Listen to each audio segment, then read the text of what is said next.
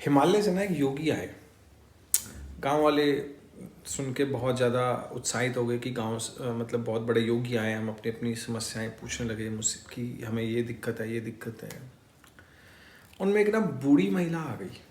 बूढ़ी महिला ने अपनी एक व्यथा रखी कि मेरा बेटा है, वो कोई काम नहीं करता, आप उसे समझाइए। उसका नाम था कनक, उनके बेटे का नाम। कि कनक को आप समझाओ, कोई काम करे, कोई धंधा करे, बहुत बड़ा हो गया है। उन्होंने कनक को बुलाया, उसको समझाया कि देखो तुम्हें थोड़ा काम करना चाहिए, हर जगह परमात्मा को देखो, भगवान सबके हृदय में है, पंछियों के हृदय में है, हाथी के हृदय में है, चींटियों के हृदय में है, पेड़ के हृदय में है, सबके हृदय में परमात्मा है और हर कोई अपना अपना कार्य करता है, तो तुम भी अपना कुछ ना कुछ कार्य करो। और ये जो कनक है, इसको ये बात जो है ना बहुत ही अद्भुत लगी कि हर किसी में परमात्मा है, इसमें भी है, उसमें भी है, हर जीव में, हर पेड़ में, पौधे में। ये बड़ी अद्भुत बात है। तो उसने कहा कि महात्मा जी, आपने मुझे बड़ा अच्छा उपदेश दिया है कि हर जगह परमात्मा है, तो अब मैं थोड़े दिन ना जंगल में रह के इस चीज़ को और ज़्यादा अनुभूति करना चाहता हूँ। उसने अपनी माँ से भी आज्ञा ली, तो कुछ दिन जंगल में रहने लगा।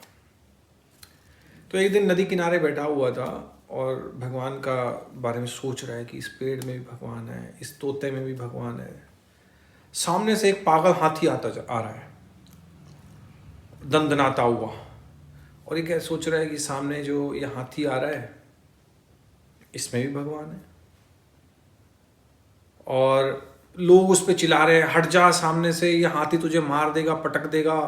अब ये कह रहे हैं पागल लोग हैं, इनको क्या मालूम है, ये हाथी में भी तो भगवान है, भगवान थोड़ी मुझे मारेंगे, मेरे अंदर भी तो परमात्मा है। तो हिला नहीं। हाथी दंदनाता हुआ है, कोई पागल हो गया, उसको नदी में स्नान करना था, गर्मी लगी हुई थी। सामने देखा कनक है, उसको उठा के पटक दिया साइड पे। क्या हुआ, हड्डी पसली टूट गई, हॉस्पिटल पहुंच गया।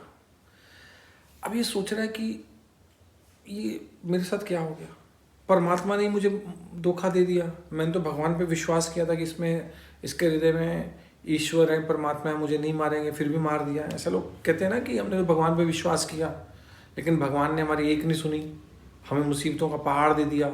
हम तो रोज़ मंदिर जाते हैं, माथा टेकते हैं, भगवान से प्रार्थना करते हैं, लेकिन भगवान सुनते ही नहीं। असल में लोग जब मंदिर जाते हैं ना, अपनी बुद्धि बंद कर देते हैं। इसलिए हम लोग कहते हैं कि भगवद गीता पढ़ लो, थोड़ी बुद्धि ले लो, बुद्धि के साथ जाओ मंदिर में। तो उसने कहा कि मैं उन महात्मा से ना एक बार फिर से मिलना चाहता हूँ, उनसे पूछना चाहता हूँ कि आप झूठ बोलते हो या भगवान नहीं है, या भगवान झूठे हैं। तो महात्मा भी बेचारे चलो उस पर दया करके आ गए उससे मिलने के लिए। उसने पूछा कि मेरी गलती कहाँ है, मैंने तो भगवान पे विश्वास किया था, हाथी के हृदय में परमात्मा है, तो अब परमात्मा ने मुझे क्यों उठा के पटक दिया, मेरी हड्डियाँ क्यों तोड़ दी। तो फिर उस महात्मा ने कहा कि तुझे बाकी लोगों ने कहा था ना कि तू हट जा, और तेरे पास अपना दिमाग भी तो था, तेरा हृदय में तो परमात्मा बैठे, वो भी तो कह रहे थे ना कि हट जा यहाँ से, तू क्यों नहीं हटा। तो असल में संसार में लोग क्या करते हैं कि भावनाएं तो दे देते हैं, बुद्धि का उपयोग नहीं करते। लेकिन भगवान भगवद गीता में कह रहे हैं बुद्धा भाव समन्विता, कि पहले अपनी बुद्धि का उपयोग करो, फिर भावनाएं। अगर आप सिर्फ भावनाएं भगवान को दे दोगे ना, तो वो एक सेंटिमेंटल होगा, कभी आपका विश्वास डोल जाएगा, श्रद्धा जो है कोमल रहेगी, श्रद्धा पक्की श्रद्धा नहीं रहेगी। इसलिए भगवान कह रहे पहले बुद्धि से अपने आप को मजबूत कर लो, अपनी फिलॉसफी पक्की कर लो, सिद्धांत पक्का कर लो, फिर आपका मन जो है ना इस संसार में नहीं जाएगा।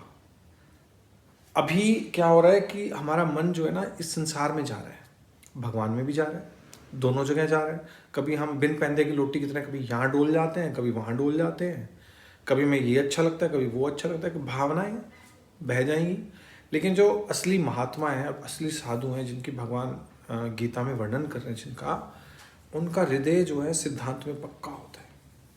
वो संसार में अपनी भावनाएं नहीं देते, भगवान को देते हैं, क्योंकि उनके सिद्धांत मजबूत हैं, उनकी बुद्धि स्ट्रांग है, बुद्धा भाव समन्विता। तो जिनकी भावनाएं बुद्धि पर टिकी हुई हैं, यानी कि शास्त्र बुद्धि पर, वो कभी भी अपने भक्ति पथ से विचलित नहीं होंगे। लेकिन जिनकी भावनाएं मन पर टिकी हुई हैं, वो कच्ची श्रद्धा है, कोमल श्रद्धा है। इसलिए अपनी बुद्धि जो है उसका उपयोग करना चाहिए। पहले शास्त्र पढ़ने चाहिए, शास्त्र बुद्धि का उपयोग करके फिर उन शास्त्र बुद्धि से जो हमने ज़मीन तैयार की, धरती तैयार की है, भूमि, उन पर फिर भावनाओं का जब बीज तैयार करेंगे ना, वो भगवान के धाम तक जाएगा, जिसमें फल लगेंगे कृष्ण प्रेम के। हरे कृष्णा।